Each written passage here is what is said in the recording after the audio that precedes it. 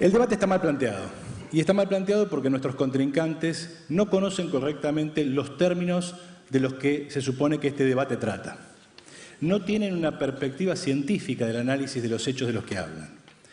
Por otro lado, no saben lo que es el socialismo. El socialismo, para nuestros contrincantes, es otra vez una idea, no un tipo distinto de sociedad. Es una idea que se asocia con la regulación estatal. No logran entender el socialismo como algo cualitativamente distinto del capitalismo. El capitalismo dice haber construido una sociedad progresiva. No obstante, mientras las fuerzas productivas se desarrollaron de manera excepcional, como recién acabamos de escuchar, llevamos vidas cada vez más pobres y cada vez más oprimidas. Si observamos el capitalismo que realmente existe, es una sociedad completamente inmoral. Y es completamente inmoral porque es enemiga, es incompatible con la naturaleza humana. ¿Por qué el socialismo es superior? ¿Por qué el socialismo es superior? Por una razón sencilla. Los seres humanos somos todos iguales. Todos los seres humanos somos exactamente iguales y el que no lo sabe es porque no ha leído algo de genética o biología. La simbiosis adaptativa más extendida y exitosa del capitalismo es la que ha establecido con el patriarcado. Esta es la alianza más fuerte de todas porque le permite subordinar nada más ni nada menos que a la mitad de la humanidad. Y además los seres humanos tenemos la característica de la socialidad, somos seres sociales. De modo tal que primero está la sociedad, después está el individuo. Bueno, yo todavía ni siquiera hablaba, ya me acusaron de no conocer los debates, de los términos del debate, de no entender lo que es el socialismo, de oprimir a las mujeres y una serie de cosas. Y yo ni siquiera he hablado.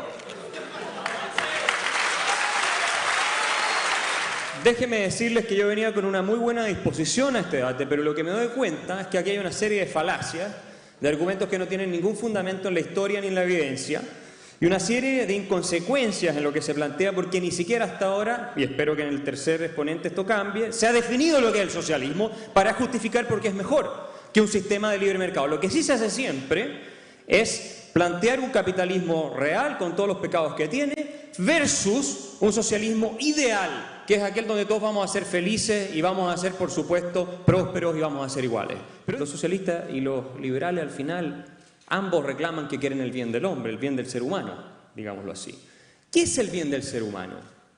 El bien del ser humano es tanto la prosperidad económica, que Marx estaba obsesionado, Marx creía que no había libertad si no había riqueza, como la dignidad humana, ¿sí o no?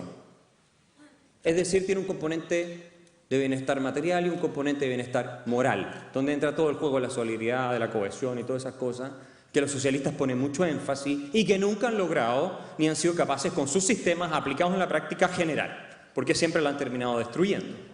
Y si Marx viviera hoy en día, debería abrazar el capitalismo.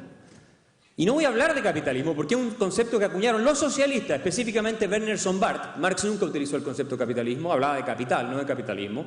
Werner von Barth acuña el concepto para criticarlo. Y por lo tanto ya viene cargado con un componente de inmoralidad. Por lo tanto yo les voy a decir de lo que voy a hablar. De un sistema de libertad personal, de libre emprendimiento. Eso es lo que yo entiendo por capitalismo.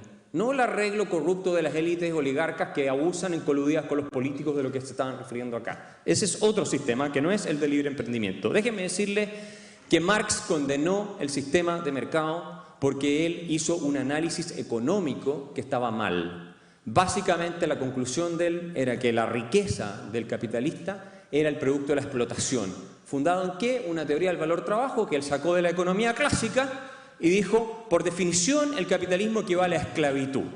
Si el análisis económico de Marx es correcto, fuera correcto, yo estaría de acuerdo con Marx. Porque soy contrario a la esclavitud. ¿Por qué? Porque creo en la libertad personal. Pero si hubiera sido correcto, se habría producido lo que él también predijo, que era el colapso del sistema capitalista y la creciente pauperización de la clase proletaria. ¿Qué es lo que ocurrió? Todo lo contrario. Los proletarios, la burguesía y todos nuestros antepasados vienen de ahí, y nosotros todos los que estamos acá somos prácticamente burgueses hoy día en Occidente, ellos también. Bueno, vive con la mejor condición de vida de la historia humana, y si ustedes ven los datos, nunca en la historia se ha trabajado menos que hoy. Entonces, si trabajo de explotación, nunca había menos explotación que hoy, incluida la época pre-revolución industrial. Entonces, si Marx viviera hoy día y pudiera honestamente apreciar el progreso que ha habido y cómo el sistema de libre emprendimiento individual ha generado la riqueza que según él era lo que iba a terminar por liberar a la especie humana. No se olviden ustedes que en el programa de Gotha él dice: fluirán a chorro lleno los manantiales de la riqueza colectiva. ¿Quién ha logrado acercarse más a ese ideal? ¿Los marxistas, los socialistas o los que defienden la libertad individual y el mercado? Si Marx estuviera hoy día vivo, y los socialistas en general que lo siguen en esta idea de que vivimos en una sociedad opresiva, él mismo estaría defendiendo el capitalismo. Cuando la lógica del individuo se impone a la lógica social, lo que resulta es una sociedad donde millones de seres humanos van a tributar para unos pocos. El socialismo es la eliminación de la explotación del hombre por el hombre. Es el trabajo en común y el compartir en común los resultados de ese trabajo. El socialismo es la expansión del tiempo libre. El socialismo es la posibilidad de educación para todos. El socialismo es la posibilidad de trabajo, de reducción de la jornada de trabajo y de mayor riqueza personal para todos los seres humanos. Acá se habla de riqueza, pero no quiero volver sobre lo que dicen y lo que es realmente. Pero en Estados Unidos, modelo de alguno de los que está aquí presente, hay 40 millones de pobres. En Estados Unidos, 40 millones de pobres. Conclusión, el socialismo es una sociedad donde eso no puede suceder porque la propiedad privada, lo que constituye la base del poder individual, la propiedad privada de los medios de producción, no de los zapatos y las medias, de la fábrica, de los campos, no está en manos de individuos que deciden lo que quieren. Por ejemplo, no me conviene, no produzco, y se quedan todos desocupados. Miren, este es el problema. Si yo comparo la realidad del capitalismo, la situación de los seres humanos en cualquier sistema, con una utopía, siempre la realidad sale perdiendo. Pero a mí me gustaría que ellos me dijeran dónde está y dónde existió el ideal socialista del que ellos están hablando. China, la China comunista de Mao, el año 1950, se quedó en el sistema que yo supongo que ellos proponen, o sea, que todavía no han dicho qué es lo que proponen en la práctica. Entonces, cuando lo expliquen, tal vez vamos a tenerlo más claro. En 1950, China tenía el ingreso per cápita de la Europa del siglo XV. Vivían en el equivalente a la Edad Media europea los chinos. Y fue un comunista, Deng Xiaoping, el que dijo: no importa qué color sea el gato, lo que importa es que case ratones. Abrió la economía y hoy China es una sociedad más desigual que antes, es decir, la igualdad, la miseria que tenían antes ha desaparecido, y tú tienes 420 millones de personas con un ingreso per cápita de más de $23.000. Así que si queremos hablar de números, porque alguien nos desafió a hablar de números, esos son todos números oficiales avalados por todas las organizaciones internacionales. ¿Dónde están los números del socialismo? Por otro lado, sí nos hacemos cargo de la violencia, pero nos hacemos cargo de la violencia con un adjetivo, por eso yo siempre digo hay que caracterizar a los sustantivos, con un adjetivo que es revolucionaria. Y esa violencia revolucionaria que podrá construir una sociedad en la cual no exista propiedad privada de los medios de producción, será de la misma magnitud que aplicó la burguesía para construir a partir del siglo XV y hasta el siglo XIX una sociedad en la cual destruyó todo el feudalismo previo. Esas guillotinas, esa era del terror, esa Francia, fue la cuna del capitalismo. ¿Nos hacemos cargo de la violencia o no? Ya lo dijo Rosana. Nosotros no nos lavamos las manos. Simplemente decimos que ustedes son fascistas. Y esa caracterización se deriva del concepto de libertad individual. Mi libertad termina cuando empieza la libertad ajena. ¿Qué se deduce de este concepto de libertad? Que yo sería más libertad si los mato a todos. Si no queda nadie, soy libre. Esa es la soberanía del individuo. Eso es el fascismo. ¿Se hacen cargo de la Alemania nazi? Eso es capitalismo. ¿Se hacen cargo de la Alemania nazi o no? ¿Se hacen cargo del fascismo italiano o no? Eso es capitalismo. Esas sociedades son capitalistas. Ludwig von Mises dijo que los seguidores de Marx y Engels nunca habían argumentado en contra de sus opositores, que Marx y Engels nunca habían argumentado contra sus opositores, sino que los habían atacado, descalificado e insultado. Eso es lo que estamos viendo aquí. Una verdadera clase de insultos, descalificaciones sin argumento de parte del primer ponente, por lo menos. Aparte diciendo cosas que no son efectivas, que acá no se han dicho. Pero déjenme decirle una cosa sobre el fascismo. Si él hubiera leído La doctrina del fascismo de Benito Mussolini, se daría cuenta que él textual y explícitamente dice que el fascismo es una reacción en contra del liberalismo y del individualismo. Es decir, ellos son los, o él es el fascista, no nosotros. Y otra cosa de Mussolini, que siempre se la pongo a mis trolls en Twitter, que me quieren tanto. Yo les digo, me dicen, tú eres un fascista porque defiendo la libertad del individuo y los derechos humanos. Y yo les digo, ¿por qué? Porque el Estado hay que dejarlo fuera de eso, ¿no? Nada contra el Estado, nada fuera del Estado, todo dentro del Estado. Eso lo dijo Mussolini. ¿A quién representa mejor esa frase? ¿A este lado o a ese lado? Entonces, vamos bien de quiénes son los fascistas. Yo no acepto esa calificación, creo que es el típico ataque burdo, sin ningún fundamento filosófico. Ni una persona seria que sepa lo que es el fascismo puede acusar a un liberal de fascista. Es una estrategia táctica para poner una etiqueta sin ningún fundamento y que no resiste el menor análisis. Gracias. No es un insulto, es una caracterización. Se caracteriza esta ideología como fascista, no estamos insultando a nadie. Bajo el fascismo, bajo el hitlerismo, existió la propiedad privada y las grandes empresas.